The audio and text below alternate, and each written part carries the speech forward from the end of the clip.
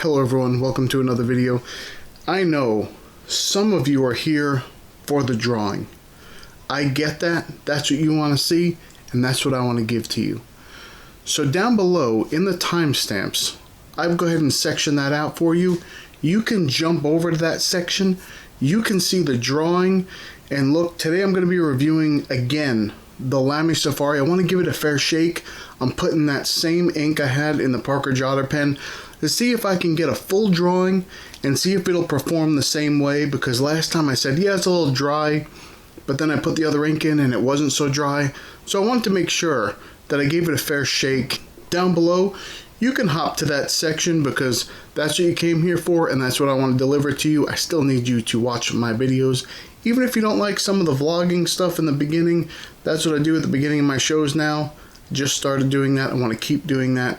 So for those of you that are here to watch just the drawing part of the video, I appreciate that you've clicked on the video. Thank you so much. And I want to provide that for you. So just go ahead. You can jump forward to that section. I put the timestamp down below.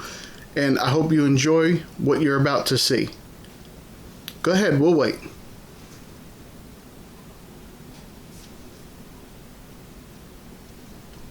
Guy in the back dropped his books. Hold on 1 second. Do 1 second. Go ahead.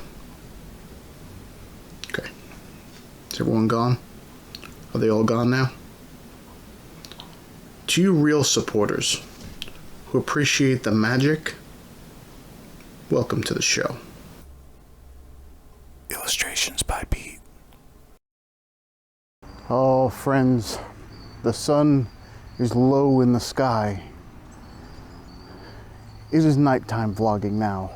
You know, I realized, first of all, I almost pulled off a very smooth intro. But if you notice, I'll show you. My sleeve, the cuff was flipped. You can't be smooth. You can't be cool when you have your cuff flipped. Here's the thing, I want to do artist vlogging. I know I talk about my gear sometimes because this is new to me. I'm just getting going with it and I need your input on this stuff. So that's why sometimes I'm talking about it instead of the actual artist vlog that this is. It's just at that time of year where the temperature is a little bit cooler.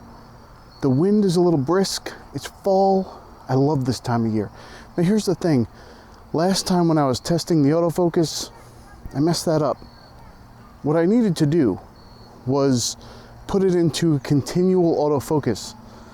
And that's what I thought I did, but I didn't. So as I was going through those leaves, it wasn't jumping onto the leaves and it was following me, the box was following me, but it wasn't gonna change anyway. Because how could it change if it's on single servo autofocus? I hit the button, it focuses, it doesn't go anywhere. I'm gonna try it today. I'm gonna walk in front of these leaves again and see if it holds me, see if it searches, if it's pulsing back here and you're seeing that and continuously, that might be a problem. So here's what I'm gonna do. I got the gimbal. It's not working. It's drifting. So the whole time I was recording, it was doing this. And I'd have to pull it back and then it would do this again. And then I have to pull it back. No good. It was, I don't know what it was. It was the setting. When you have it in selfie mode, it drifts. And you can't stop that. I could turn it around and pretend that it's not in selfie mode and pretend like I'm in front of it, but it still doesn't trick it. Even if you lock it, it still drifts. So I'd have to actually physically, there's a little lock to slide on it. It's not gonna work. The lock doesn't exactly work because then the motor's fighting it the whole time. I didn't want to burn out the motor. So here's a real test. Oh, it didn't lose me. I think it's okay. Might have went out a little bit. I think we're okay. So I want to be fair to the Lamy Safari. I wanted so desperately for this to be my daily pen that I use all the time. I thought maybe it was the ink. I wanted to try it again. I wanted to give it a fair shot at being the pen for me. I just don't think it is. But that's a spoiler. I just ruined the whole video I just told you the whole thing. I suck. Is this working? Is it tracking me? Did it track me? I think it did. Yep, there's a box on my face. Oh, it's red. No, it's green. Okay. I think we're okay. The Nikon cameras are known for this. They're pretty good. They're pretty good with the autofocus. I just got to remember to walk slower. That's all. That's all it is. I don't think it shakes as much. I have to slow my roll. Did I use that right? Is that the saying? Does that mean something weird? I have a normal speed roll. Forget I said anything. Here's what I'm going to do. I'm going to sell everything I own. My house, my car, this shirt. It's $5 if you want it. And I'm going to get a better camera to do this. In the meantime, I will deal with this. It's okay. It's good enough. What you have is always good enough. Let me tell you. Hi, how are you? So you'll see as I go through this, the thing with the Lamy, it's great, but not for very long periods of time. It does get a little slick towards the top. Also, it doesn't let out a whole lot of ink. I'll do a full review in just a second, but I wanted to say, I'm looking for that perfect fountain pen. The fountain pen where you put it down on the paper, the ink flows out, you can block in big areas of color, and it's not a problem. And also, this is the real autofocus for this camera. I don't know if it's pulsing or if it's searching for me all the time. It sounds like it is. It sounds like there's glass inside the lens that's grinding around, like the whole thing has just shattered. But hopefully it works very well. No, here we go again. How's that? Oh, lost me. It doesn't even see me anymore. I'm not even a face. No, they put a box on the house. There it goes. Face detect. Are they magic? Are they blending into the magic mist? I think they are. There they go. Oh goodness. Getting the dogs all excited again. It's okay. Oh look. Don't know if I can see. There's a rabbit. Can you see it? It's not. It's on face detect. It will not focus on the rabbit. There's a rabbit right there. It's right behind my ear. Can you see it? Oh, little rabbit. It's hoping I don't see it. I see it. I see it. Oh, they blended so well. You don't even know that they were people. They could be unicorns. You have no idea. One of my favorite things are unicorns. Well, not unicorns. Fat unicorns. We call them rhinoceros. And you don't want to try and ride them. They will kill you. Birds are dive bombing me all over the place. Oh, they got nests up in there. Yep, they do. There they go. It gets crazy this time of night. There's rabbits out. The birds are going nuts. Sometimes the people are going nuts. The dogs are all going crazy. If I could suggest one time a day where you come outside and you just wander, it's dusk. Right when all the crazies come out. Is that hypocritical? Am I one of them? Am I crazy? I could be. I've talked to you a little bit about the Lamy, not much, because I'm about to go in depth in it, in the drawing ahead. So here's what I want to know from everybody. The format of the videos. I want to do this as the intro. I want to do this little intro thing, get to the drawing. Should I do the full vlog here? Should I make it a separate video? Should I do it after the drawing? Do an intro drawing vlog? Or should I do it more in a completely separate video? I want you to tell me, what would you prefer? I'm not saying I'm going to do it, but I'd like to know. All right, let's get to the studio. So like I was saying, I really wanted this to be a fair shake for the Lamy Safari. I wanted the Lamy Safari to be the pen for me. And it was a little dry on that first drawing, so I wanted to give it another go. I put the same ink that at the time the Parker Jotter had in it, which is the Noodler's Polar Black, and it still went a little dry for me. It was a little bit dry feeling, a little bit more scratchy on the paper, and didn't have that that, I don't know, that flowingness that the Parker Jotter had. So I'm going to have to do another drawing with the Parker Jotter and make sure, I'm going to use a different ink, not this same ink, and make sure that it's actually the pen that's a little bit better and not just the ink that flowed a little bit better out of that particular pen. But I went ahead and put that Colorverse, you'll see later, towards the end. For just a brief second, I took that Colorverse Rainy Day and stuck it into the Moonman T1, and I gave that a go just to see how it would work with that, because I'm very familiar with how that pen normally feels. The last drawing, the Lamy Safari and the Parker Jotter, when I did those, that was the first time I was using both of those pens. It was the first time. I don't really know how they reacted any other way, but I know how that Moonman pen acts. So I went ahead and I just put that Colorverse ink in there and see how it was. It was okay. It was not bad, but it was still dry even in the Moonman T1. And the Moonman T1 is pretty smooth when it comes to laying down ink. So I think it was the actual ink plus the Lamy Safari that gave it such a dry feel last time. But even with this ink, it was still a little dry. It was just a little bit. And you know, I did notice that even though it has that tricolor, no, it doesn't have a tricolor anything. It has a flattened triangular head that you can grip, and it's molded perfectly for your fingers, but it's still a little bit slick. After a long drawing of just that pen, I wish there was a little bit of rubber on there, just a little bit, not a lot, just enough to grip it. Or maybe like a couple of dots or lines or something of rubber that you could just grip.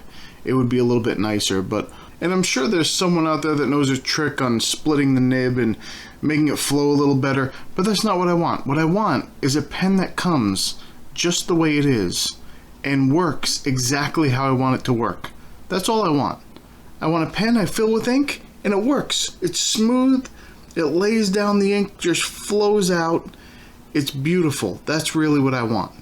And I'm still on the search for that. Haven't found one of those yet. Came close. I'm going to test out that Parker Jotter again. Like I said, maybe that one was the one, because the way it used that Noodler's Polar Black, the first drawing, that was it. It was, I mean, the ink was just flowing out. I didn't even have to think about it. It was not scratchy. It was nice and smooth. And I thought maybe that's the one. But we'll see. I'll have to try it again.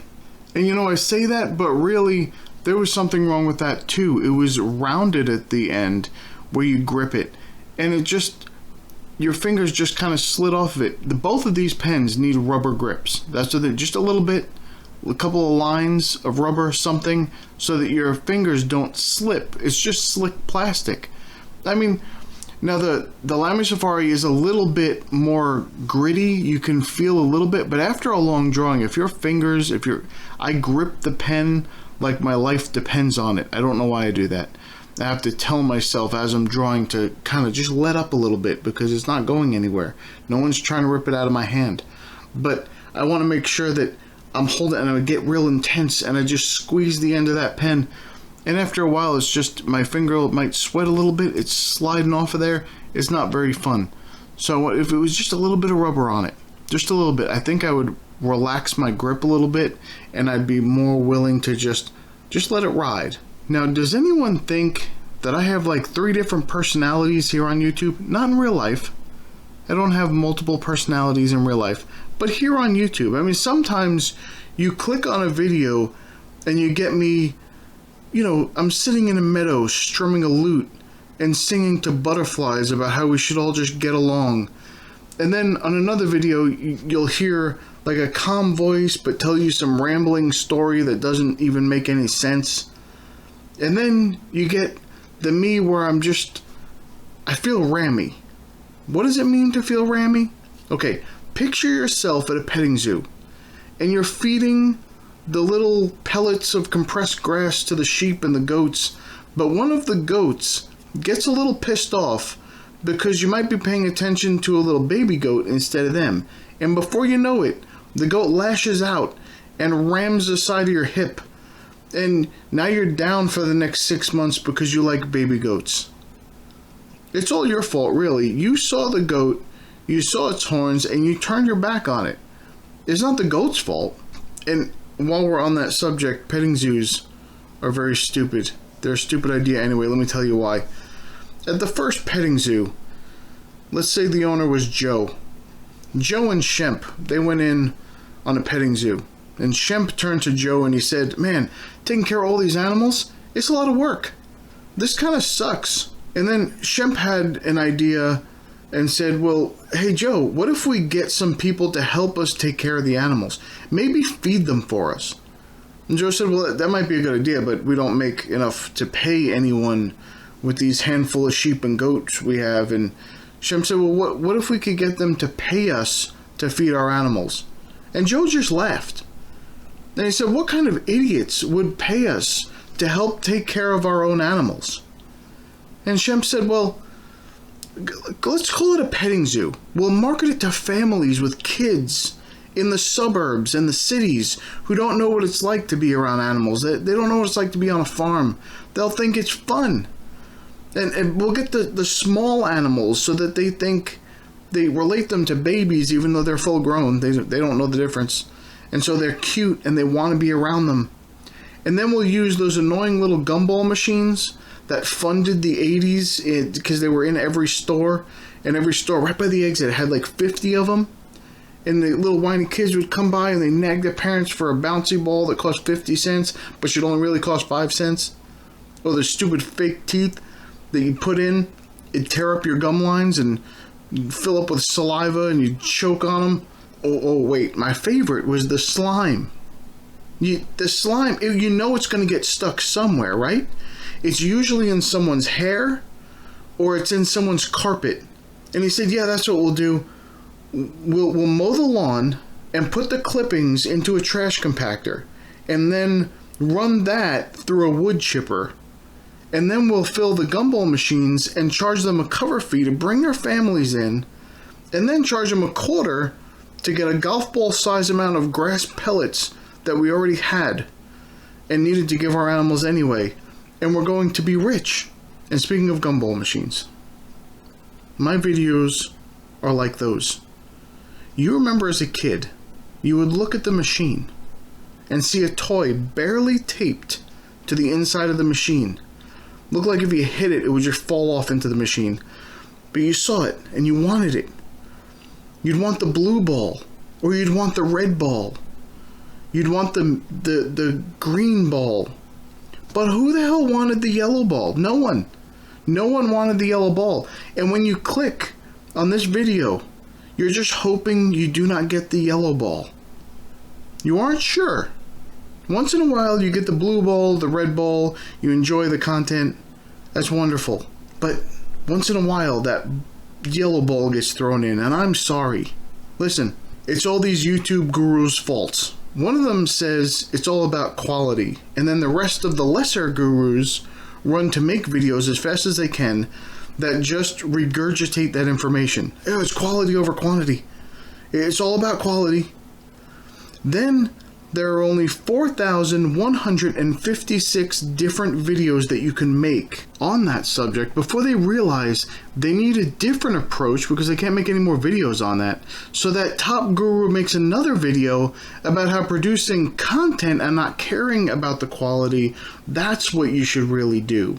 That's how you really get ahead. So then the rest of them scramble to make those videos about quantity, but try their best not to contradict themselves, and they fail miserably as they have to copy what the top guru says no matter what they say, because they have to be they have to have that bigger following than they do, so they have to remain relevant in the space and they have to say what the hot topic is for the day. You know what? I say screw them all. I'm doing this because I love to do it and I love to spend some time with you. That's it. I don't need to be relevant. I don't need to scramble my brain doing what the gurus say to do to get more views. I don't make videos on Kardashians. I don't even like those sweaters. They're too expensive and they don't hold up. I can't imagine what it's like to feel pressure to make a relevant video every time you go on YouTube, you try and make a video. It's got to be current, and by the time you're done and you're editing, it's over.